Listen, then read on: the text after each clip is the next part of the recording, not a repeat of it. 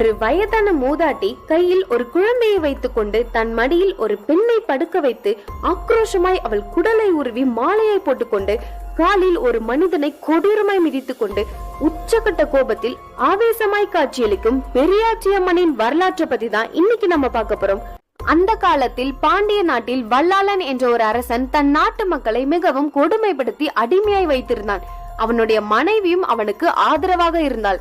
அந்த வல்லாள மன்னன் பெரியவர் சிறியவர் கூட பார்க்காமல் அனைவரையும் துன்புறுத்தி கொண்டிருந்தான். அப்போதுதான் ஒரு நாள் ஒரு முனிவரை வல்லாள மன்னன் கடுமையாக துன்புறுத்தி ஆணவமாய் நடந்து கொண்டான் வல்லாள மன்னன். அப்போது அந்த முனிவருக்கு கடுமையாக கோபம் வந்து வல்லாள மன்னனுக்கு ஒரு சாபம் அளிக்கிறார். உனக்கு பிறக்கவிருக்கும் குழந்தையின் உடல் இந்த பூமியில் பட்டால் நீ அந்த கணமே இறந்து விடுவாய். உன் குழந்தையால் தான் உனக்கு அழிவு வரப்போகிறது என்று சாபம் அளிக்கிறார் அந்த முனி.